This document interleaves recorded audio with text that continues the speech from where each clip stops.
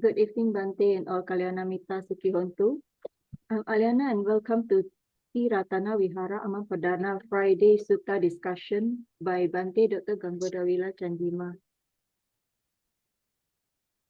This is the day 106 of the Sutta discussion class. Tonight is the fourth class of Dhajagga Sutta with topic Buddha's Great Qualities number 5 and 6. Dhajagga Sutta is the 10th sutta from the total of 10 sutta that have been chosen by Bhante Chandima for this sutta discussion. In previous classes, Bhante has discussed about Mangala Sutta, Ratana Sutta, Metta Sutta, Sigalowada Sutta, Dhamma Cakkappavattana Sutta, Sabbasawa Sutta, Patakama Sutta, Patama Samajivi Sutta, and Alawaka Sutta, which Bhante has elaborated those sutta in depth. For those who have missed our previous classes, please check on Ti-Ratana Vihara Amang Perdana Klang's Facebook page and YouTube channel. We have uploaded the previous 105 classes there. We are always welcoming newcomers, therefore whoever that wish to join the class via Zoom, where we can engage directly with Bhante, can contact us on Ti-Ratana Vihara Amang Perdana Klang's Facebook Messenger, or can contact the Vihara directly through WhatsApp. Our speaker, Bhante Dr. Ganggodawila Chandima, is the Associate Editor of the Journal of International Buddhist Studies, or JIBS, which is published by Buddhist Research Institute of Mahachulalongkorn Raja Vidyalaya University in Thailand. He was previously a research fellow at the Center for Studies in Religion and Society, or CSRS, at University of Victoria, Canada. Bhante Dr. Chandima was also a Theravada Buddhist chaplain at the University of British Columbia in Vancouver, Canada from year 2012 till 2016. Bhante is currently the senior advisor to Patisota, a virtual Dhamma organization that hosts a weekly online Pali reading class, Sutta discussion, Dhamma talks, and a variety of other Dhamma activities. His Dhamma works can be accessed at www.patisota.blogspot.com. And we also can follow Bhante at Patisota Facebook account. Without further ado, we welcome once again Bhante, and as always, thank you very much for the wonderful guidance and teaching. Sadhu, sadhu, sadhu. Thank you, Aliana, for the introduction. Good evening, Dhamma friends. Welcome back. Today we are going to continue TRV Fridays discussion, day 106, as a part of Dhajagga Sutta. Before we get started, shall we pay respect to the Buddha? Sadhu, sadhu, sadhu. Namo tassa bhagavatu arahatu samma sambuddhassa. Namo tassa bhagavatu arahatu samma sambuddhassa. Namo tassa bhagavatu arahatu Samma Sambuddhassa.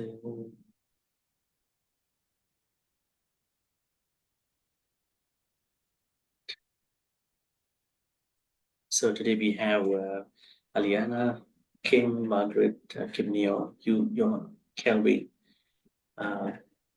Sister, what's your name? Your name is iPhone. iPhone Ang.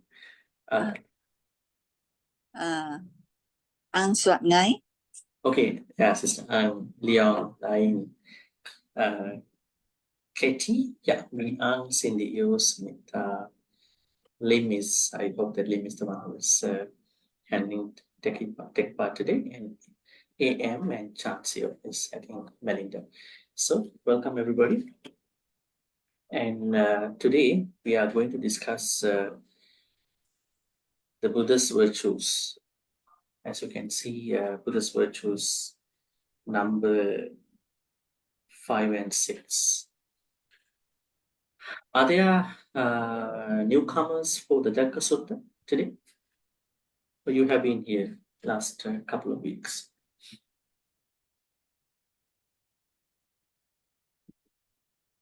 Or you've been here last Friday, right?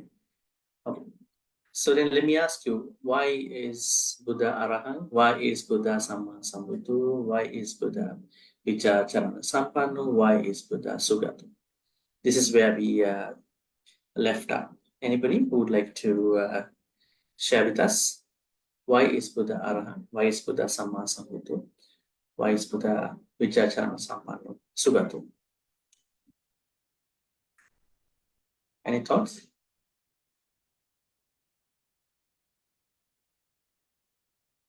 Why do we call Buddha Arahant? Yes, Sumita. Yes, go ahead. Briefing Bhante, I shall try. Yes. Arahant. Yeah. Because Buddha has completely eradicated greed, hatred, and delusion, and no accuser, even in secret. Thank you.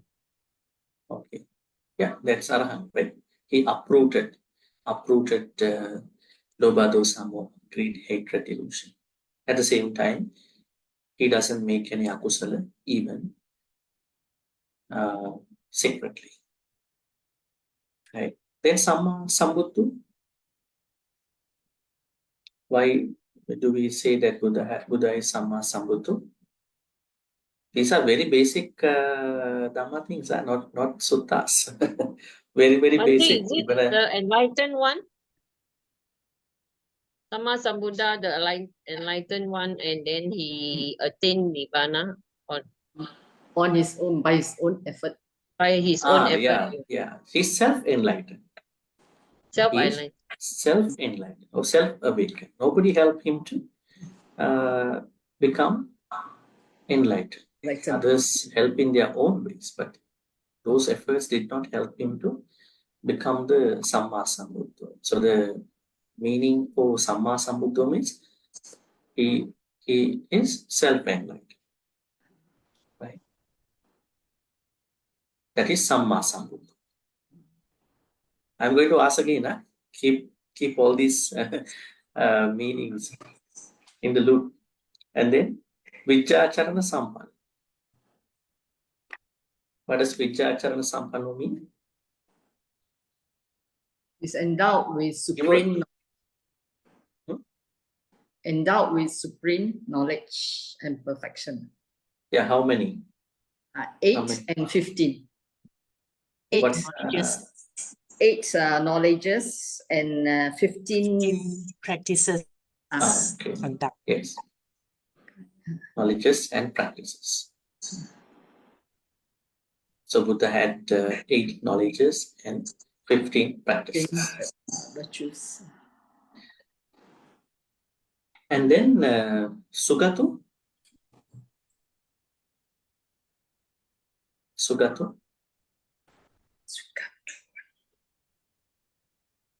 Well gone. Bhante. Yeah, well gone. Yes. Well He's well gone. gone. How? He has a beautiful journey to Buddhahood by practicing 10 paramis in 3 ways. His And journey to become the Samma Sambuddha yes, throughout many sansaric lives. It's one way to see it. And on the other hand, his physical walk is walking. also Walking very serene and also very calm. beautiful. That means you look at how we walk. Normally, if other people are going to comment on our walking, we might hear a lot of comments. Right? That's why people even have ceremonies for walking. Cats walk. But Buddha's walk is very beautiful, spiritual. Sugata. All right. Then Arahant Samma Sambuddho Vichacharana Sampanno. I'm going to ask probably by the end today, just to complement the rest of the 2. And today we are going to discuss 5th and 6th. What are they? Loka Vidu and Anuttaro Purisa Dhammasarati. Okay. Loka Vidu. What is Loka Vidu? Why is the Buddha called Loka Vidu? We have to first understand these 2 Pali terms. Loka Vidu. Loka means World. world. Vidu, knowledge. Knowing, knower, yeah, knower, knowing the person who has that knowledge. Vijja is the knowledge. Vidu is the knower. Can say like this. Thank you. No, I mean, yes. Yeah, probably you can rename your Zoom name today. Going from AM to no, I mean. Bhante, I'm Melinda, but because I'm using phone now. Yeah, it's okay. I so it's understand. under I know your name. Yeah, Yes. yeah, Yes. because I went out for a friend invited us for dinner on the way back. Yes, yes. I totally know your name. I was talking about AM Yeah, because thank you. AM means everything. Can be you in the morning. So I'm just thinking. All right. Okay, so go to the text here. We are going to look at Lokavid. Girl Ti-Ratana because Lokavid. Yes. Here. I can see here. Loka and Vidu. We call it no word. No word. Vicha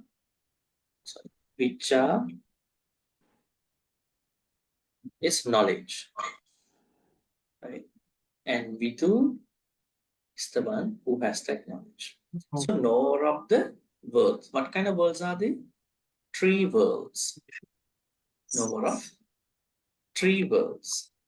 Now, you might perhaps think that the Buddha knows physical worlds more importantly. What is the idea of Buddhism? What is the Buddhist idea about the cosmology? Did the Buddha really give a lot of attention to physical world? The world. I think when we talk about world, we are normally picking up continents, right? Different continents, maybe different places, even planets. This is our normal way to pick up world. But what does this world context mean? Lokavidu. Does it mean Buddha knows every continent? Does the Buddha know every country? no. What does it mean? If the Buddha had known all the countries, It's more of the if the Buddha had known all these countries very well, he would have been born in Greece. At that time, the Greece was a place of a lot of philosophers, right? You know that there were some philosophers, world famous philosophers, who were living at the time of the Buddha over there. So, but he chose India. We call Jambudvipa. It's not India. It's called Jambudvipa. Buddha never calls the place where he was staying was as India. It's called Jambudvipa. One time. Jambudvipa. Jambudvipa. Jambudvipa.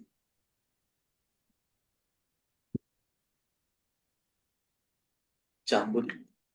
But you might call, I went to India, right, to see Buddha places, right? Because now we understand this Buddha's places like scattered into Afghanistan, call it Gandhar, part of Jambudvipa. Takkasila, the world famous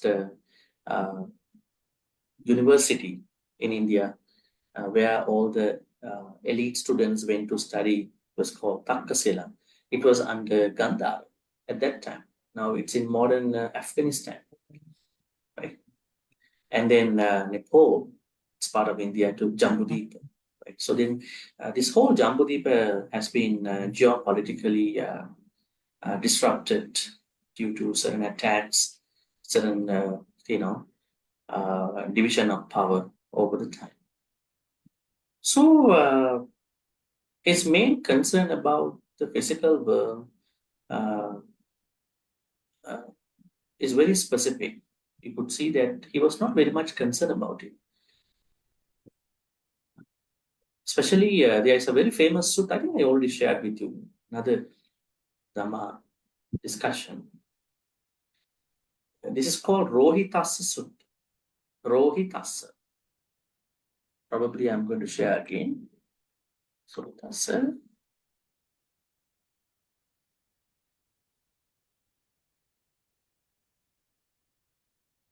Someone can look it up on Google and then post under the chat now, the real number, probably somebody, example, Rohitassa Sutta. This Rohitassa Sutta is a clear explanation about how the Buddha thinks about the world. What is Rohitassa Sutta? Rohitassa Sutta explains a conversation between a deva called Rohitassa and the Buddha, Shakyamuni Buddha. This Rohitassa deva came to see the Buddha and then told the Buddha, Bhante, I was a very famous, very powerful skywalker in my previous life. Ascetic. I was an ascetic, a powerful skywalker. So one day I thought I would like to travel from one area of this universe onto the other area of the universe. Universe, not world.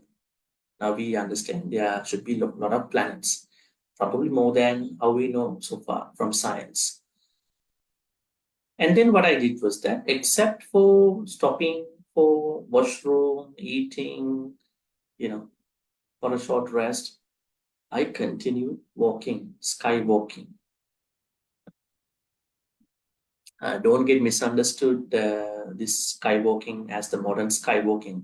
Those people who go to skyscrapers and then trying to walk from one skyscraper to the other skyscraper. It's not that kind of skywalking. This is truly a skywalking, levitation. So then he said, my stride, my pace of my walking in the sky was as such. From my one foot was on the Eastern Ocean and the other foot was on the Western Ocean. Say, for instance, in today's world, in a very, very small world, as we understand, in today's world, somebody who is going to skywalk from the Pacific Ocean onto the Atlantic Ocean on the other side, we know that there are places where they get together. Maybe Arctic Ocean, Arctic Ocean from the northern pole and to maybe somewhere to Antarctica, such a very long distance, right? Northern and then southern pole. From Antarctica to Arctic area, Nordic area. It's such a very small, short distance. But from one ocean to the other ocean, they are not normal oceans as we know from normal actually routes. So in this way, I kept skywalking. But what happened to me? Somewhere in my skywalking, I passed away. I died. So then the Buddha said, yeah, I know. The world that I refer to in my Dhamma talks, in my teachings, is not this physical world which you try to find out.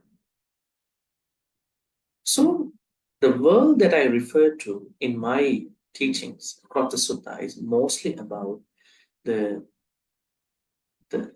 what you call one fathom body with perception. What is that called? What is the one fathom body with perception called? That means Buddha said our real world exists within this body. Where is Nibbana? Nibbana is in this one fathom body with perception, sanya. So that is the world where we all should have to look for, investigate, explore. That means our sensory world. The more we understand about the sensory world, the better we are able to manage and then to finally overcome. So Buddha refers the world as these internal worlds. And then he further elaborated on that note that I can classify this internal world to be Kama-avachara world, Rupa-avachara world, Arupa-avachara world. But I would take it as a mental construct. You might think about it. Kama-avachara world, heavens, place where humans live, animals, hungry ghost, Peta, then hellish beings, and then Asura. Right? Kama-avachara world. This is one very classified world which Buddha refers to. They are more likely mental spheres rather than physical worlds. Yes, they are living everywhere, but when it comes to their true level of understanding, it will become a mental world, right? Animals and everybody. And then there is Rupa-avachara world. What is it called? The place where all the Brahma worlds, material Brahma worlds are located. And then the Arupa-avachara world, where there are 4 higher Brahma worlds are located. So I'm going to type now here 3 worlds. 1 Kama-avachara.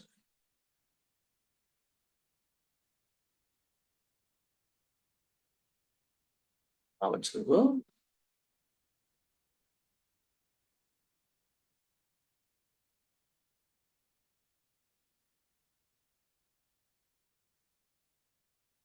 Then Rupa-avachara.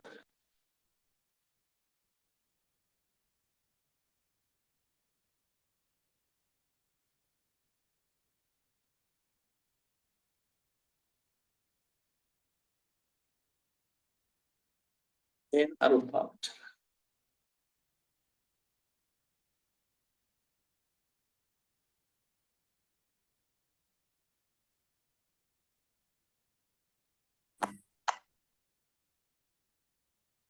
All right. Kama-avachara has, I'll say Kama-avachara has how many? 6, 7, 11. Kama-avachara. 11 realms. Then Rupa-avachara has 16 realms. And Arupa-avachara has 4 realms. Yeah. So we have to look at these as, I would say, places where Buddha is trying to tell us that I know their mindsets. I know how their mind works. Because you can't go to a Rupa-avachara world unless you practice some jhanas here. You can't go to a Arupa-avachara world unless you practice some jhanas over here, right? Now, when this question is brought up, the usual question a lot of people ask is that, where is heaven? Where is hell? Okay. They want to locate the hell and heaven. Even Buddha has not done it. Buddha said it's not important to locate these places because you are a human being now, right? It is like someone who was asking me long time ago, that Bhante, how can somebody become a beetle? He kept asking this question. I said, it's not important to know how to become a beetle because you are a human now. Lucky enough, you are a human. You have lots of blessings now. So you have to either become a human again, practice more Dhamma. Don't think about the lower status. And you understand something may have gone wrong in their life, rather respecting them. So we don't want to locate these places. Now, animals we can see over here. Hungry ghosts, sometimes they are, we feel hungry ghosts. Sometimes there are people who are saying, and then in some suttas, there are clear indications where hungry ghosts come to their houses as well for some good karma. Right? And then asuras, we know that Deva and Asura, as we understand in the sutta, they are sometimes in fight. right? Although they are 5+ Finnish. Right? So we can feel that they are even lying within our normal life too.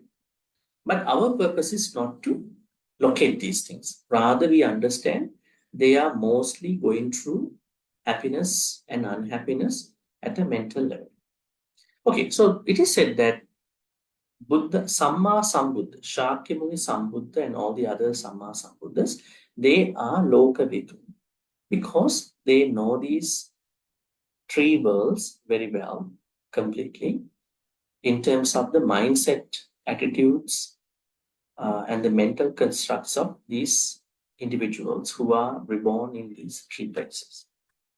They know very well about these three worlds in terms of the individuals, beings, mental constructs. Because this is what the Buddha says all the time. Mano Pubbangamadā, right? So everything is made out of mind. Mind here means we understand that perceptions, feelings, and then formations, right? Karma. So Buddha understands the mindset of all the beings in these three classifications. All right. So how do we understand Lokavidu from some examples? Can we go to the life of the Buddha? Are there instances where Buddha had some encounters with some animals? Are there any moments where Buddha met some animals and then he was trying to understand them, probably help them out? Any examples? Nalagiri, Bhante, the drunkard Nalagiri elephant, yeah. We are going to discuss about Nalagiri in terms of the next quality as well. Yeah, Nalagiri. And then, what are the other instances where Buddha had a very clear interaction with some animals? Were there moments which the Buddha had any interactions with some dogs, some house dogs?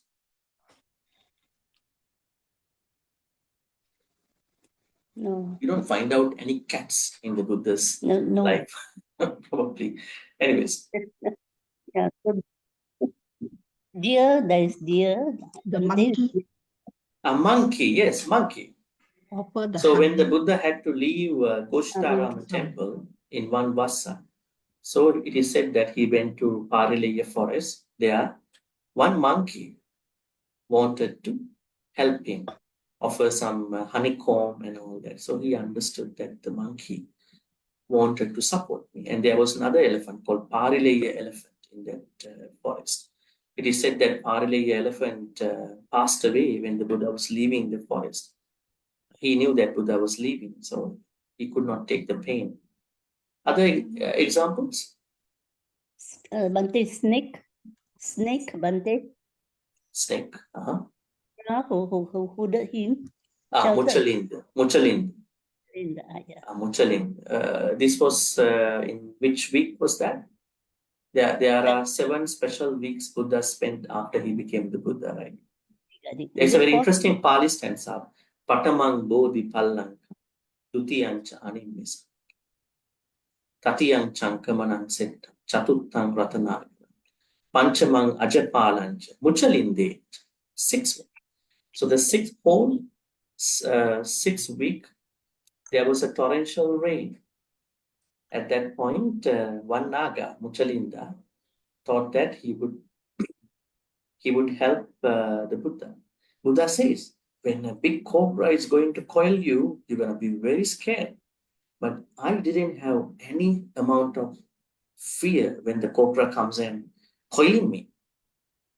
You just think about what would happen. There is a torrential rain, a very big cobra is coming to and trying to coil you. What would be your feeling? You will have a very bad perception about the python going to coil me and going to swallow me. Right? Other than that, how are we going to dispel our fear? But Buddha said, I had no fear because nobody can do anything to him. Plus, he understands, he was very calm and quiet. Now, in today's generation, you see that in our generation, maybe Asian generations, we don't like snakes that much, isn't it? Because we have a lot of bad encounters probably in Asia. But if you go to the West, these young people, they are taking snakes and they are very comfortable with the snakes. I had the same idea when I was the principal in the Dhamma school in Vancouver. We had a creek in the middle of the temple, 6-7 acres property. There's a creek, Salmon Creek. Salmon is going there. You know, before the salmon is going to pass away, salmon is going to come from the ocean back to the place where he was reborn. On the way back to the place called spawning, I think, yeah. Then at that point, salmon is going to die with a lot of reddish, bloodish thing because he understands where he was born. In this area, in this same creek, there were some garter snakes. Very long garter snakes. So the students in the Dhamma school, they go to this place in the interval, the break, they try to catch them and try to show me. Bhante, very cool animals. Very serene, very tranquil. Actually, the way how these little ones are going to catch the snake is very light, very simple. The snake feels good. And then they put them back into the salmon creek. Because I go from Asia, it was not comfortable with me, but it's okay. These snakes are not going to bite us, but they are comfortable. I think they have less fear about snakes. When it comes to snakes, they don't have that much fear. But if your little ones are going to do that, you will be very scared at it. You're not happy about it. I think definitely going to bite my son, my daughter, because we have a built-in fear about the snakes. Built-in fear. So what I'm saying is that Buddha, when it comes to Muchalinda snake's coiling point, he says that I had no fear at all about this Muchalinda. And the snake cannot do that much. What he did was he was able to cover Buddha for that particular time. But the explanations, probably interpretations, maybe sculpturing about this event in later history was exaggerated. You see that Muchalinda had 7 heads. Rather, going beyond the 7 dates, now they sculpture Muchalinda Nagaraja, the cobra, as having 7 hoods. He stayed there for 7 days, not he had 7 hoods. So that we understand this must be a very weird cobra, right? This is a normal cobra, but a giant cobra, maybe an Indian king cobra, very big one. But he had 1 hood and stayed there for 1 week. So then, yes, so he had a very good encounter, no fear. So he understood this Muchalinda snakes is going to protect me. He's making good karma. Other examples where Buddha was encountering some animals. What I'm trying to say is that he understood the mindset of the animals rather than this animal is going to harm me. Other examples? Bhante, can we say when he was a Prince Siddhartha before becoming a Buddha, his favorite horse Kantaka? Yeah, Kantaka, yes. It is said that Kantaka passed away at the same time, right? When he Yes. left. Yes. Yeah. He understood. And other examples? The baby tigers, Bhante. Baby tigers who the mother wants to eat up the baby tigers, and the bodhisattva jumped into the pit to be fed by the mother, so the babies were safe. That is in the Mahayana Buddhism. Oh, It's a Mahayana Jataka story. Now, the early Buddhist Jataka story is Sasa Jataka, S-A-S-A Sasa Jataka, where Buddha became a rabbit, a bunny. So Sakka, the Deva Sakka, wanted to test how far he can bring his generosity. So he became a beggar. And then at that time it is said that animals used to talk, but somehow animals stopped talking now. I don't know why. At that time, Buddha's time, even before, animals used to talk. So then Sakka impersonated a beggar and came to this Bodhisattva bunny rabbit, said, I'm starving. I've been starving for many days. Then it is said that Bodhisattva rabbit told him, okay, I go to a certain cliff, I'm going to jump. Maybe you're going to catch me and you can eat my flesh, right? That's a very big sacrifice. And you are not supposed to do as such. It's a very different level to understand Bodhisattva sacrifice. And then at the time rabbit is going to jump, Sakka was receiving the Bodhisattva. Didn't even hurt the rabbit. This story is Vyagri Jataka, the first Jataka in the Mahayana Jataka. So we call it Jataka Mala, Arishura's Jataka Mala. It is said that the tiger, the mother of tiger is going to sacrifice and then say. Yeah, anyways, so we respect Mahayana text, early Buddhist texts, all that, because we understand, we try to understand Buddhism from all these texts. But we have to know early Buddhism. So definitely one of the Jataka story. I'm actually asking about the Buddha's lifetime as the Buddha. What was his encounter? Could you remember there was a dog who was sent to the temple to bring the Buddha into the house of somebody? Subha's house. Subha's father passed away. Then he sent his dog to the temple. Subha's father was named as Todeya. Right? Actually, his father became a dog. And then now he's in the house because father was such a stingy person. Stingy people become, probably can become a hungry ghost. Mostly they become animals who can take care of the same thing. Even when you don't pay back gratitude for other people, don't worry. You will pay back in the sansara. Becoming certain animals. Yeah. Because sometimes there are people who are cursing back. Hey, you have received a lot of help from me, but you are even not saying thank you to me. See, in the sansara, you will pay for me.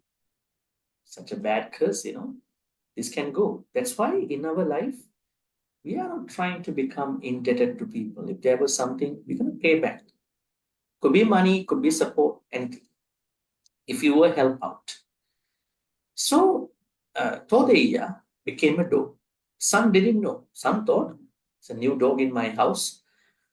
So he talked to the dog, go to the temple, bring the Buddha.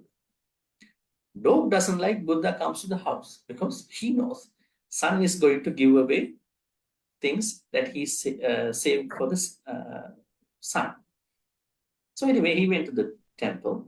Then he was looking at, maybe at the entrance, Buddha was there. Then he slept a little bit. Then when the Buddha started coming over to the gate, now he started showing him the road back to the house. Halfway of the journey, dog is trying to mislead the Buddha and the monks. So Buddha was noticing this couple of times, maybe 1, 2 times. Then the third time, when he did that, then the Buddha approached this dog. Right? Even while you were a human, you did the same thing. Now you are a dog. You are doing the same thing. What is your purpose of doing this thing repeatedly? Then dog understood that Buddha recognized him. He was very unhappy. He left for the house in a different road. And then what happened? When the Buddha went to Subha's house, then there was a very large dana that was offered to Buddha and monks. After the dana, he asked Subha, son of Todeya, to come to him and then said, if you don't mind, I want to tell you something. Then he asked, yes, Buddha, you can say. He said, this dog is not anybody else. This dog is your father. And then Subha was very unhappy about it. Are you telling that my father is a dog?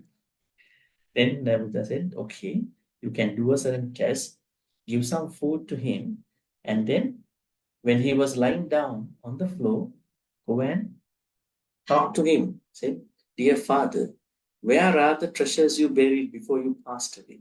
And then he will take you to a place, scratch the floor, and then try to dig that place.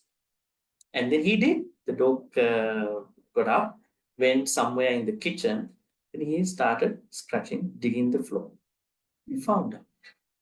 Now, Buddha understood the mindset of animals. So, Kamavachara world, I mean, this is one area how he understood about the animals. What about humans? He understood the human mindset a lot in many places, different humans. Even when Patachara, Kisagotami, these very, what you call, difficult people in their life approached the Buddha, he understood them. Even Sopaka, Rajumala, Samavati, right? And there were many other people who came to the Buddha. So the Buddha understood their mindset and then taught them. What about the Brahmas? Did the Buddha understand Brahma very well? Any Brahma from the 16 Brahma worlds? He did. A lot of Brahmas came to see the Buddha. And even the Arupavachara Brahmas, they also came to see the Buddha. So that is why it is said that Buddha knows about the mindset about the individuals who are reborn in all these three worlds, Kamavachara world, Rupavachara world, Arupavachara world. Overall, there are 31 realms and 3 worlds. As you can see, Kamavachara world means our human place, and then 4 hells, and then 6 heavens. Rupavachara world means 16 Brahma worlds. We call them material Brahma worlds. And then Arupavachara Brahma world means there are 4 Arupavachara Brahma places. So he knows how do the people in those places think, do, act on certain things, and his understanding is perfect about their activities. Any questions about Lokavidu in this way?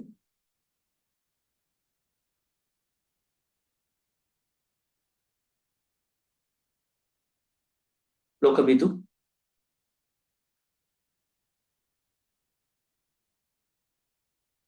All right, then let's go to the next one and keep your questions if you do have a question. You can go to the area where some notes too.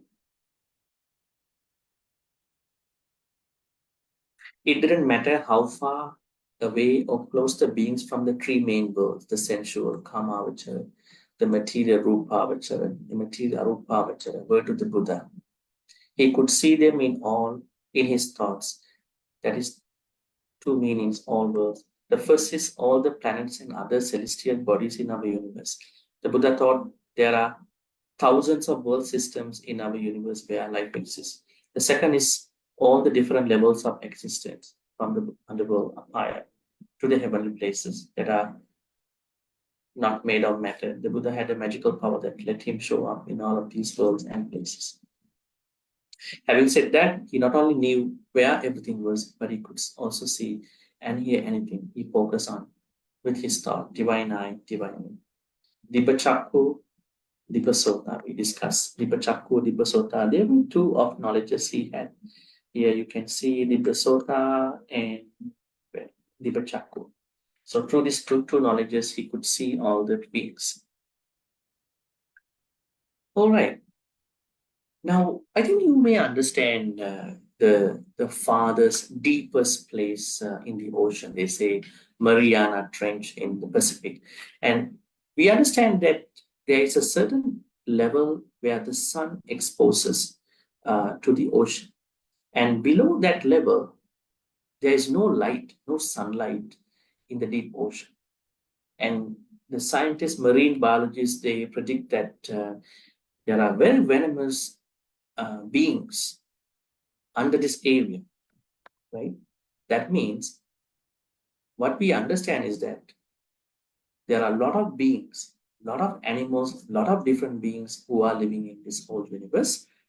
But Buddha knows how the whims and fancies, how they think, how they are reborn, why they are reborn, where they are living, and all that. But he is not explaining all that all the time because they are not necessary for our Dhamma journey. What is necessary for our Dhamma journey is to know what is necessary to practice to become a better person and then to end our society. Okay, the next one. The last one we do today, 6. Anuttaro Purisa Dhamma Sarathi. First of all, I wanted to mention about Dham. Dham. This is not Dham. Dham. This is not Dham. This is called Dham. Dhamma means Tame. taming. Taming. This means taming. Can tame. Anuttaro means unparalleled or incomparable. Unparalleled. Sarathi, leader. Purisa. Now this word has to be a what do you call word that we have to use for everybody, not even man. Unisex word.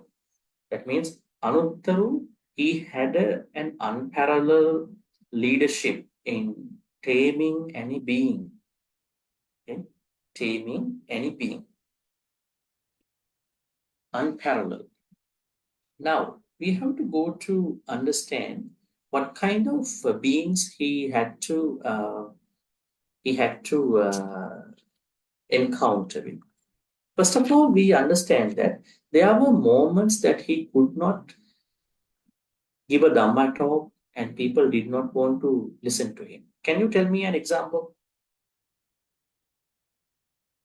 When he went to his hometown, Kapilavatthu, people in the Kapilavatthu, they are very uppish people, a little bit aggressive people at that time, not aggressive, considered people that they are better people.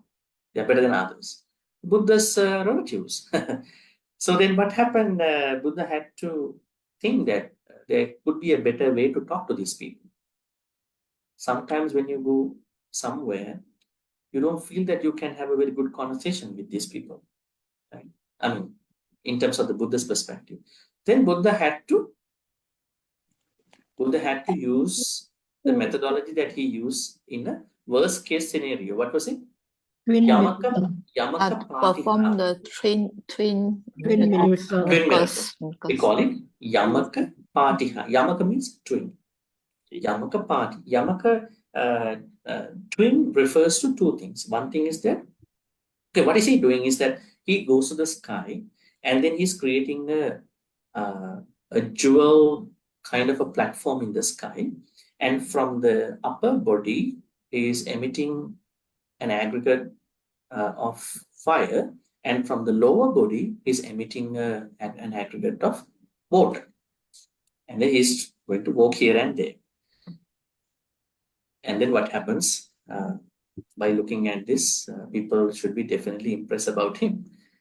Remember, this happened when he went somewhere for the first time in the Magadha. The king of Magadha, Bimbisara, at the time that he was almost going to start up his Dhamma journey, he said to all the famous teachers, let's see who has more power. So he invited all the 6 main teachers, Purana Kassapa, Makkali Gosana, Ajita Kesa Kambala, Pakuda Kachayana, Sanjay Benatiputta. He said that I'm going to keep some mango trees. So with one of the mango trees, you can show how miraculous you are. You can use your any supernatural powers by using one of the mango trees.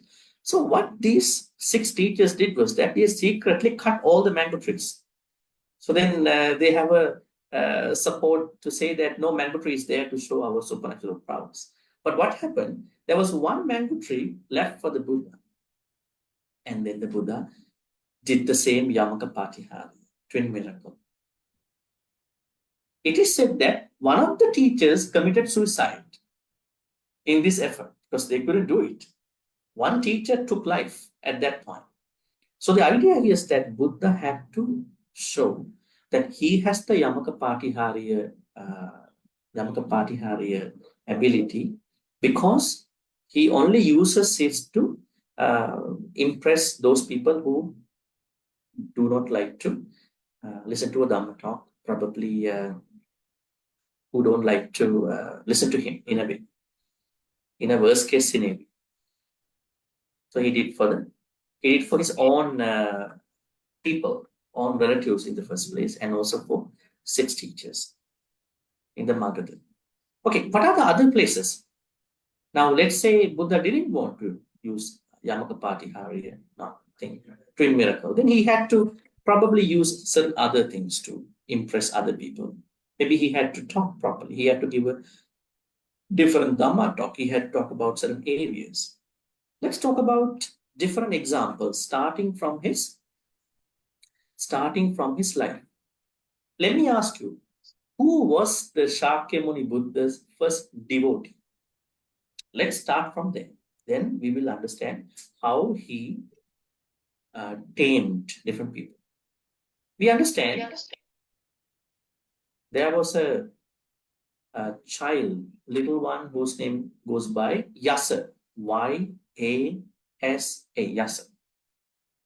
Yasa came to see the Buddha with his 4 friends, Vimala, Subahu, Punnaji, Gavan. Okay? And then what happened? Yasa became a Sotapan. Okay? Yasa became a Sotapan. Then his father, because he could not see his son, he came he came looking at son's footprints, and he stopped at a certain place where the Buddha was. Then Buddha purposely concealed Yasa, because Yasa is going to attain Nibbana at that point. So once Yasa became an Arahant, then Buddha stopped concealing. So he had certain powers to do that, right? Even I think in today's world, some magicians do that. They go to the Statue of Liberty and they do some magic and think there's no Statue of Liberty here in Manhattan, in the US. What happened? Are you doing magic to us, right? So Buddha could conceal people at that point. It's not blackmailing people, hijacking. But at times, when he thinks that there is a necessary purpose, he did. And then Yasa's father became the first devotee in the Shakyamuni Buddha's Sasana. Who was the first devotee in the Shakyamuni Buddha Sasana? Yasa's father. But the way how the Buddha showed Yasa, son of Yasa, was miraculous. And then other examples, when he went to Uruvela Kashyap's place, I think there are new names are coming. Somebody might ask me, we don't know these names, so I'm typing here. Uruvela Kashyapa. Okay, this is an ascetic. Okay, after certain years of Buddha's time in the Magadha, he went to Uruvela Kasyapa's area. He had 2 other brothers. Uruvela Kasyapa is the eldest. Then Gaya Kashyapa and Nadi Kashyapa. They are ascetics who had a lot of disciples. Now Buddha wanted to teach Dhamma to these around 1,000 people, including Uruvela Kashyapa, Nadi Kashyapa, Gaya Kashyapa.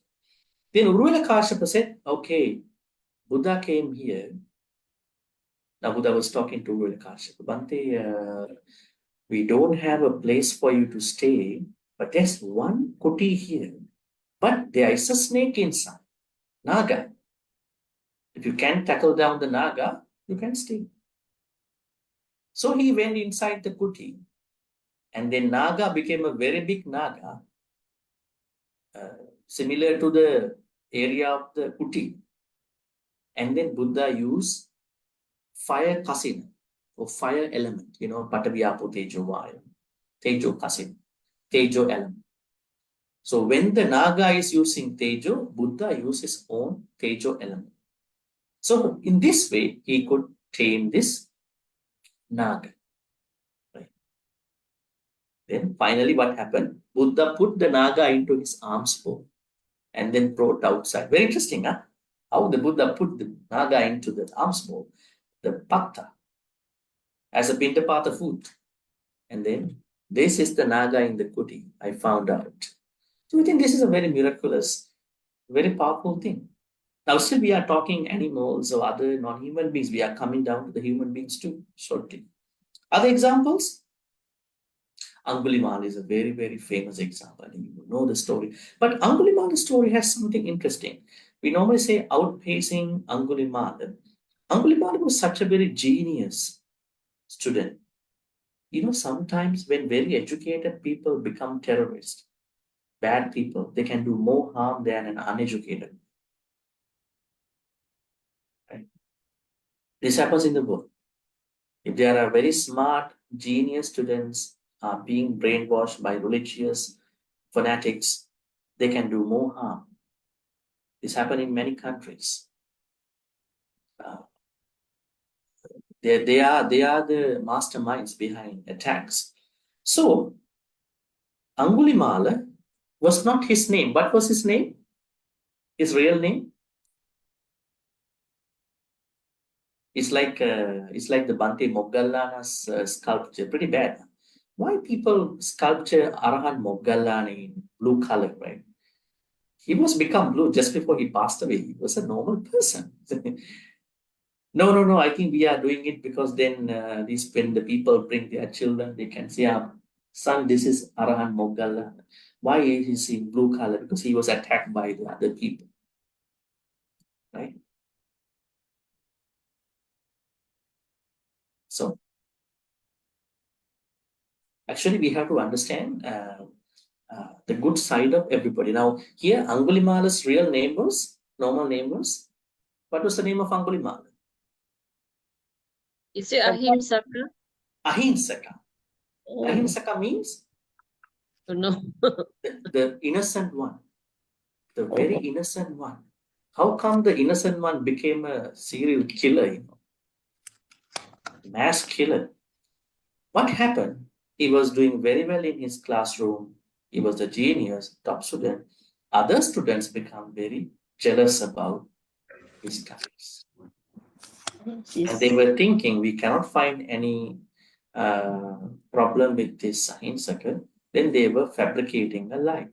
yeah. What was the lie that they fabricated? That They he told was the teacher that the wife. He was they trying told to the teacher get rid that of what- this guy has a scandal. yeah. This Ahinsaka is having a relationship with your wife.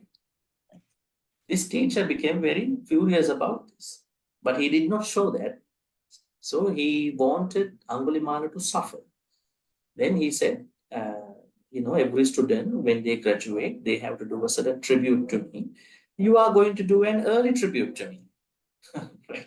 He asked, what is the early tribute to you? He said, you have to make a garland, but with fingers. But you can't take more than one finger from one person. So you have to kill people, 1,000 people, 1,000 fingers. Right? So how did the Buddha intervene in this issue? Buddha did not intervene before. Yes. Buddha intervened at a point that one morning he understood that if Angulimala killed his mother, he would not be able to become even a Sotapanna in the first place. But he understood Angulimala could understand Dhamma. That is why he thought that he could help him. So then that morning, he went to see Angulimala. Angulimala was saying, evil, bad. He thought, today I'm going to make the last finger. It's pretty easy. Monk came in, even cannot run with the rope. So I'm going to easily make my garland of 1,000 fingers. And then what Yes. was told by the Buddha was the change of everything. His mother, the Angulimala's mother, happened to be there, and he would have killed his mother. Yes. So yes. the So Buddha- Buddha wanted to intercept, maybe to stop this unnecessary thing. Because if he Yeah. did that, he would have done this, one of the 5 heinous karmas. So, what was the question? Now, when the Buddha was there, he said to the Buddha, monk, he doesn't know who is this. He said, stop right there. And the Buddha said, yes, I have stopped. You are the one who is running. This made him to think about something, right? Okay, what are you talking, right? There are some questions and answers happening from some conversations like this. Then he understood, without further explanations, he understood, okay, what probably a certain good karma he has been doing in a past life triggered, popped up, and then he thought, yes, what this particular monk is saying to me is that I am still in the samsara, and he stopped his samsara. Now I had to be submissive to this person. He dropped all the things, killing weapons, and then so he understood, Buddha understood how to approach people. I think approaching people is a very, very important thing in anybody's life. It is going beyond the Buddha's nature of talking Dhamma. Even when you see there are bad people, probably the gangsters, drug addicts, even bad students. I think the problem is the approaching way, right? Sometimes there are people who are going to approach very harsh, in a way that is not giving some comfort for the person. So Buddha approached this Angulimala in a very nice, comfortable way, and he could tame him. Other examples, Kema example. Kema was one of the queens of the Kimbibisara, right? Kema was very considered about her beauty. And what happened? When Kema came to the temple, Buddha created a very more beautiful lady than, and then let her see how that lady is going to fade away slowly. And she, wow, she is more beautiful, prettier than me, and then she's going to become as such. What will happen to me? And she was fanning the Buddha. That's how he actually made it. So sometimes Buddha understood, I don't need to talk Dhamma. Sometimes I need to create certain situations for people to embrace the understanding, right? Other examples, Nalagiri elephant. What happened to the Nalagiri elephant? Devadatta was very furious and he asked King Ajasatta's support to kill the Buddha. Then Nalagiri was very drunk, not sober. He came, and it is said that Buddha used certain elements, Pataviya Potejovayo elements, or maybe 4 Iddhipadas, so that elephants see these Iddhipadas, so elements, so that he could not do anything. This is a good attempt where Buddha used to tame animals. Other examples? Shakya Kolya fight, right? Shakyas and Kolyas. Shakyans mean Buddha's relatives. Kolya is another area, right? There were times that Shakyans and Kolyans, they want to have a fight over the water in the Rohini River. Rohini River is going through the states. And then Buddha knew that he could support. What he did was that just before they are going to fight each other, he stood in the sky over the Rohini River. He asked simple question: what is more important? Is it water or human life? So people said, human life. Okay, then stop this. But what happened shortly after the Buddha's death? There was a massacre that happened in the Shakyan state. Who did that massacre? There was a king called King Vidudaba. King Vidudaba is a son of King Kosala. King Kosala passed away before the Buddha. What happened? This King Vidudaba, he overthrown his father, and he passed away somewhere. He went to Shakya state. And just before he left the Shakyan state, he understood his seat is going to be washed by other people. Then he inquired, why they are washing my chair? Because you were born to a slave woman in your state. We are not letting you stay in the precious place. So he was very mad and angry. So he then said, I'm going to invade the whole Shakyan city. And what happened after Buddha passed away, he started killing many people in the Shakyan state. It was a very big massacre. And it is said that most of the Shakyans who were killed by Vidudaba, they must have done a collective bad karma. The collective bad karma is all the people who were killed by Vidudaba's effort, they had poisoned one big river together. People who drank the water from this river, they all died. Because of that collective bad karma, they all had to die. This is one example we see there. So anyways, Buddha could manage certain events, but sometimes he did not interfere because they were because of their own karma and all this. So there are many other occasions, even some monks. Right? What are the occasions where he intervened certain issues in terms of monks and nuns? Sirima, Bhante, Sirima, the young Sirima was a prostitute, yeah. escort. What happened to Sirima? Can you remember? The young monk fell in love with this Okay. There was a monk who fell in love beautiful with Sirima. practitioner. Mm. Yeah, and then he was thinking about her. And when Sirima passed away, Buddha went to the place and said, I don't know, I mean, how we are going to look at it from today's world. We have to see a way. Buddha said, don't cremate Sirima's body. Then ask that monk to come. And then ask him to look at the Sirima's dead body. And finally, he could understand the impermanence of her life. And this was one way how Buddha did that. Although these are not going to be practical in our today's world, but we understand those examples, they were catered to different individuals. And then Nanda's example, Bhante, Nanda's example, what was the example of Nanda? Nanda supposed to get married, but he was Nanda holding was Bhante's bowl, the Buddha's bowl. Buddha just continue walking without requesting for the bowl. Yeah, I think you have to narrate the story in short for other people who might not know. Now, Nanda is Pajapati Gautami's, Buddha's adopted mother's, not adopted, Buddha's stepmother's son. And then now this Nanda is going to marry Janapada Kalya. Just before the wedding, they invited Buddha and monks over to their place for a dana. And then what happened was that after the dana, Buddha did not take the alms bowl from Nanda.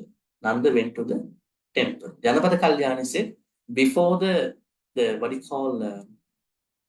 before the certain cosmetic thing that he put on her forehead, you must come back. Don't let it dry. This is how we understand. He said, yeah, I'll be back. So, but when he went to the temple, Buddha asked a very different question. What was the question? Would you like to become a monk? This could be a little bit different question. How come Buddha is asking? He knows that he's going to marry in a while. Anyways, it is said that he asked. Then Nanda thought, I have never rejected the Buddha. I cannot say no to him. He said yes. Then he became a monk. But he couldn't survive as a monk. He was always thinking about Janapada Kalyan. But definitely he was going to marry. And then Buddha once brought him to a heaven in whatever the way. And then Buddha let him see all these deva, female deva. And then the Buddha said, what do you think? Who is prettier, Janapada Kalyani or the deva, female deva? He said, these female devas are prettier than her. Anyways, that's how he said. If you want one of them, do what I ask you. So try to practice this and that. This is the only one example story where we see Buddha used lust to overcome lust. Normally, we understand when you go to a certain forest monastery, you see skeletons are hanging everywhere, you know. The monks are using skeletons everywhere. Open the door, it's a skeleton. Go anywhere, it's a skeleton. Near the pagoda also, there is a skeleton. See, why do we have to overcome our lust from a skeleton? Why can't we do it from our dearly cordial relationships in our life? This is a good story. Buddha said, you think about getting one of the female deva, but you are doing the opposite. It worked fine, finally. Right? Anyway, so this was one way how he tamed Nanda's life. Another example. Other stories, there are many stories. I would like you to remind that there are a lot of stories. Yes, Barbara? There is this a girl who offered the Buddha her lunch. Her only lunch was going to the garden to eat her lunch. But when she saw the Buddha, she offered him. And yet she was still very happy and singing away in the garden. And the king, I forgot his name, King something, he lost the battle and he came back very rejected and sad and passed through the forest. And then he heard her singing. And he said, wow, this is a beautiful voice. Can I see who she is? And then when he saw her, he fell in love with her and wanted to marry her. But the Buddha already predicted that she's going to be the queen that night. Because when she offered him the lunch, he smiled when he received the lunch dana. And Reverend Ananda saw him smile, which he seldom do. He asked the Buddha why. He said, this girl is going to be the queen tonight. And sure enough, this king passed by and heard her singing and took her back to the palace and made her the queen that night. I was so, I couldn't believe it. I just think that, it's so unusual that he knew, Yeah. So, what are the places where Buddha tamed the humans, individuals, especially the very difficult ones? Alavaka is one example we did in the previous sutta. Alavaka Yakka. Then others, Chincha? How about Chincha? Bhante? Chinchimanavika. Chinchaya, Chincha, Chincha, the one who went to Jetavarama. who pretend what? About Yeah, Chinchimanavika. pregnancy. Yes. Actually, Chinchimanavika was not tamed. I think I have to explain this story. There was a very visible, invisible fight. Not a fight, jealousy that was going with the Jains, Nigantanath Buddha's followers. They always wanted to create some issues for the Buddha. So they thought, we have to make a scandal for the Buddha. The scandal is that we are sending a lady to the temple every evening Buddha Puja, maybe for listening to Dhamma talk. Her name is Sundari. But she didn't know she was paid by this thing, right? And she didn't know. At a certain point, they killed the lady and then buried her under the Jetavarama's pond. And then they blasted out in the society. Sundari, who used to go to the temple, is no more found. Something must have happened to her. And then they were saying, maybe we have to check the Jetavarama pond area. And then they found out the dead body of Sundari. Buddha and the monks did something to this lady. And people, they believed that. For a week of time, they were blaming. And then the king found out that it's not the Buddha, it's done by the Nigantas. Another story is Chinchimanavika story, which Sumita mentioned. Now, it's a very, very setup. The setup was that Chinchimanavika, Chincha, was asked to go to the vihara in the same way. And then she was asked to go to the vihara for many Dhamma talks. And then get to know the other devotees, be comfortable. At a certain point, James asked her, You have to pretend that you became pregnant. And then we're going to make a scene. Then at a certain point, she said, in front of everybody in the Dhamma hall, that this is your son to the Buddha. I mean, see what kind of embarrassing moments Buddha might have gone through. A devotee, so-called impersonated devotee, saying that I became pregnant because of you. Buddha said nothing. And then it is said that Sakka felt this, and Sakka came as a rat and then cut the strings of the firewood. Everybody knows that this is not a real pregnant lady.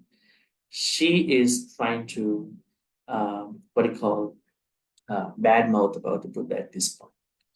But Buddha was not deterred, discouraged by any of these things. He had a lot of things. And then, and Patachara's incident, Kisagotami's incident. What are the other incidents where Buddha trained, curbed, tamed human beings? How Yes, about Barbara. Bhante, how about Mata Kundali? Mata Kundali is not a difficult person. It's a But his but he father, Kundali's father at last also realized when he was so sad, he was always visiting the sun cemetery or this and that. Then the son also appeared and he realized, the father realized his mistake for being very stingy, not getting a doctor when he was ill. Yeah, that's true. But Buddha did not intervene for the father. Only from the son he understood. Adinna Pubbaka was the father. When the son informed him, I'm your son. How you treated me was not nice. But I'm asking any examples where Buddha tamed difficult people Oh, okay. to become better people. Bhante, how about Prince Ajatasattu? Ajatasattu. Okay. Did Ajatasattu become a good person before the Buddha passed away? Or he still continued to become kind of an evil person at a certain point? Ajatasattu, the Vidudaba, King Vidudaba who invaded Shakyan state, he killed Vidudaba actually after Buddha passed away. There were some fights going on. But anyways, Ajatasattu is the one who supported the Sangayana after Buddha passed away. He did everything. So he was not become a very tame person, but at least he understood his own mistakes. What about Devadatta? Very interesting, right? Yes, Devadatta. Devadatta. How about him? Tried to kill the Buddha throwing the stone. So He did a lot of things. let him just injure his toe and not injure seriously. Otherwise, Jadatta will be great. On a side note, I want to tell you, there were moments where Buddha could not tame other people. There are some exceptions. There are two people who he could not tame. One is Devadatta. Other one is Channa. Who is Channa? Charatiya. The person who drove him around the city and his chariot. What happened to Channa? Channa became a monk at a certain point, and he was always thinking, I am the one who supported the Buddha. I am the one who brought him from the palace to the Magadha area, the area where he wanted to become an ascetic so-called monk. And I am the one who informed the king that he became a monk. But when I became a monk, he did not give me some status. This is kind of a normal human thing, right? When you know somebody, then you expect you have to treat me better, right? You have to praise me better. He thought that way. But Buddha could not give him such things. He said that whatever the positions I'm giving, those people, they have to have done good karma in the past life. They are not given just because I know you. There is no nepotism, there is no favoritism over here. Everyone who got positions, chief disciples, this and that, they must have done the required prerequisite karma in a past life. Right? But Channa did not agree to the Buddha's idea. What he did, he was always trying to criticized the Buddha. Then what did the Buddha do? Tell me. He did something very interesting. Highest, Boycott, the boycott. highest Chanda, punishment. Chanda. Highest Then punishment. he Danda Chanda. Danda. then what is that? Highest punishment.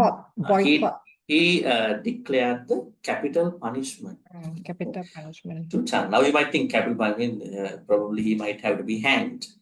It's not. In Buddhism, the capital punishment, the higher punishment is stop talking, excommunication. Noble silence. Communication. Excommunication. That means cutting all the communications. Can we say with somebody. boycott, Bhante? Huh? Boycott. Let's use a very civilized word because people are boycotting. Excommunication. Let's say excommunication. That means they stop all the communication at that point. So what happened? Chanda was nobody talked to Chanda because nobody could get along with Chanda. Sometimes when there are people like that, now let's say there's a very noisy person in your gathering. Sometimes you go to a party, there's a noisy person. Would you feel encouraged to talk to that noisy person? You know something going to happen at the end of this party. Maybe he or she is going to spread some rumors about you. You are very careful, huh? Talk. I know what I talk will be spread to other people. Right? In the same way, when Chanda is available anytime, nobody talk to him. He stop. But something very interesting has to be understood. Buddha never asked other monks to take his robes. He didn't do that. Even for Devadatta. When somebody became a monk, nobody can make that person disrobe. In some other Theravada countries, you see, government, they have some provisions for other people to take the robes. But Buddha didn't do that, even for Devadatta. So, for Chanda's case, he was excommunicated. But in the first Sangayana, this was lifted. Then monks started talking again because they knew now he is a good person. That means capital punishment, higher punishment, which we call Brahmadanda. Let me send you that name. Brahmadanda. But don't give it to anybody, yeah? That has to be made by certain people by understanding. Brahmadanda, which means excommunication. Okay. During the first Sangayana, Brahmadanda, which was given to Chanda, was lifted by Arahants, Mahakashyapa and other monks, because they understand now you are a better person. You understand your own mistakes. So it seems to be kind of a probation period for monk Chanda. But in Devadatta's case, what happened? Buddha reordained Bhante Devadatta just before he passed away, because he knew that I have to support him. Otherwise, he would have been in the hells, continuously. And other cases? Are there other examples? Yes, Bhante. Yes. Bhante. The king who married the young girl, King Pasenadi, his name. One year later, Kosala king has another name, Pasenadi. Pasenadi. So Same king. 1 year later, the wife gave birth to a girl called Vajira. The king was very unhappy because he wanted a son very badly so they can carry his kingdom. And the Buddha predicted, he said the famous words that a girl is also worthy of the country and all that, and she may be good to the mother-in-law and be a good daughter-in-law and all that. And she'll be very well-known one day, very well-known. And she married King Asoka. This girl married King Asoka. Vajira's descendant married King Asoka. Mauryans, yes. So there are many examples. Now I think because of the timing, what I'm going to do is that I want to summarize again the six quality today, and then I will let you ask any question. Okay, so today we did locally do, which means the Buddha knows the three worlds: Kamavachara, Rupavachara, Rupavachara.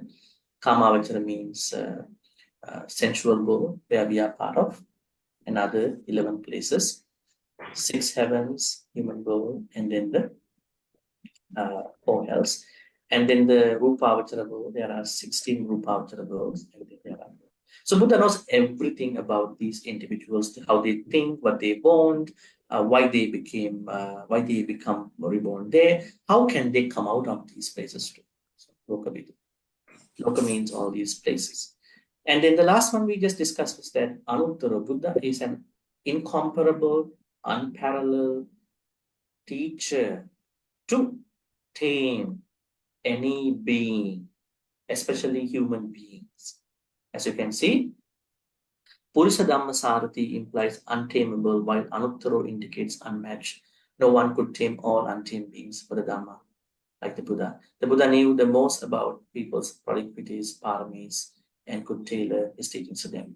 He taught with a gesture, statement, long speech, series of talks, long instruction. He knew how to approach people. That is very, very important.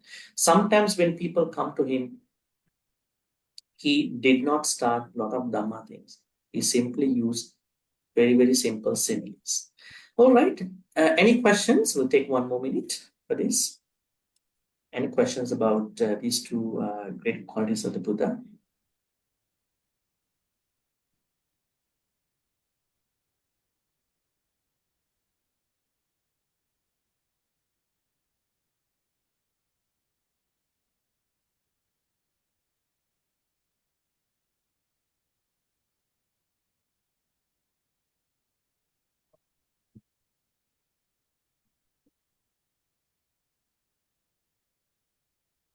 Okay, looks like there are no questions.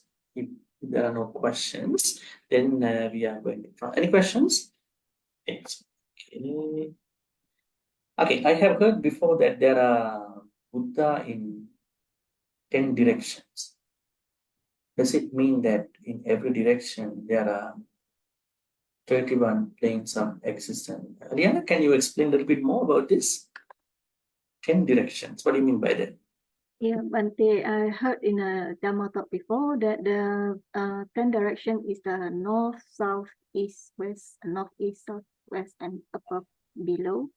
That wherever we turn, that there on one direction, actually there's a Buddha there. Buddha there.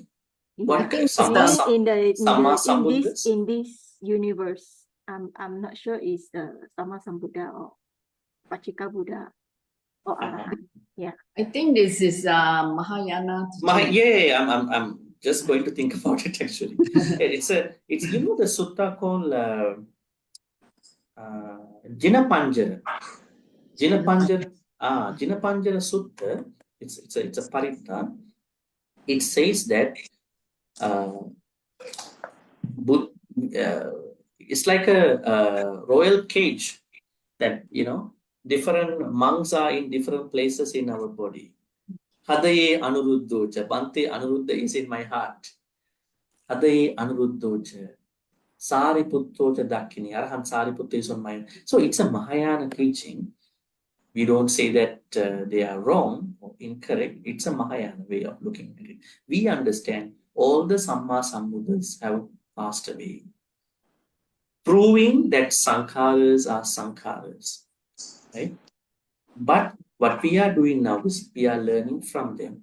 But when we respect, take care of our thoughts and our spiritual practice, we are blessed by the protective people, non-human beings, and also our own vipakas of the karmas. Otherwise, Samma Sambuddhas, they have passed away. But in Mahayana, they say, especially early Mahayana, they say Samma Sambuddha has not passed away. He even did not come as a physical person, they say. He's a supernatural person. Mahasankhya say. So that is how they say Buddhas are everywhere. Samma Sambuddhas are already gone, but there may be Arahants even today. We don't know. Thank you, Bhante. All right, so let's go to the transference of merits at this point. May all the good karmas we being making today by learning about two Buddha's great qualities. What qualities we learned today? Loka Vidu and Anuttaru Purusa Dhammasara. Next time when you are chanting this, when the Loka Vidu part comes up, Loka Vidu means Rupa, Kamavachara, beings, and Buddha knows them. And Anuttaru Purusa Dhammasara comes, and you understand them. How the Buddha tamed Angulimala, Alavaka, other beings, Patachara, all the things should come to your pop up in your mindset. That's how you're going to get the blessings. May all the good karmas we have been making today in all these ways be transferred to all the departed ones. Passed away in the name of all of us. May they be well and happy. May they attain supreme bliss of Him. Sadhu, sadhu, sadhu. Idam me nyati nang hutu sukita huntu nyatayo. Idam me nyati nang hutu sukita huntu nyatayo. Idam me nyati nang hutu sukita huntu nyatayo. At the same time, Deva Naga Mahitika also share all these good karmas. May they be well and happy. May they protect and bless all of us for good health, quality of life, prosperity, safety. Especially may they bless us for our Dhamma journey. May Devanaga Mahitika also attain the supreme bliss of Nibbana. Sadhu, sadhu. Ettavata cha amihi sambatang punya sampadang sabbe deva anumodantu sampasang pattisiddhya. Ettavata cha amihi sambatang punya sampadang sabbe bhuta anumodantu sampasang pattisiddhya. Ettavata cha amihi sambatang punya sampadang sabbe satta anumodantu sampasang pattisiddhya. Akasattha ca Bhummattha Devanaga Mahindika Punyantang Anumoditva Chirang Rakhang Tuluka Sasana. Akasattha ca Bhummattha Devanaga Mahindika Punyantang Anumoditva Chirang Rakhang Tulesana. Akasattha ca Bhummattha Devanaga Mahindika Punyantang Anumoditva Chirang Rakhang Tumang Paranti, Chirang Rakhang Tumang Sadati. At the end of Dhamma sharing, Sutta discussions, or any other good karma, we are revisiting our great wish, which we normally do. We are wishing to be in the company of Kalyana Mitras, till we attain Nibbana. May we be able to be in the company of Kalyana Mitras, till we attain Nibbana. Imina punya kammena mami bala samagamu satang samagamu hotu yava Nibbana pratya. Finally, today, we've been making a lot of good karmas about learning about Buddha's great qualities. May all these good karmas be supportive and helpful for all of us to attain the supreme bliss of Nibbana. Sadhu, sadhu. Abhivadana silis nichang vadha pacha inu chattaru dhamma vadhanti ayuvanu sukhang balang. Ayurarogya sampatti sagga sampatti mevacha ato nibbana sampatti iminati saminjatu. Sadhu, sadhu, sadhu. Yeah, our Sutta discussion is over at this point. We'll be picking up another great qualities of the Buddha for next Friday. So wishing you a good night. Thank you, very Bhante. much. Thank you, Bhante. Good night. Sadhu, sadhu. Good night, Good everyone. night, Thank you. Bhante. Thank you, everyone. Bhante. See you all. Good night. Good Good night, Bhante and everyone. Yeah, Yeah. brother, sister. Bye bye. Sadhu, sadhu, Bye, sadhu. sadhu, sadhu, sadhu.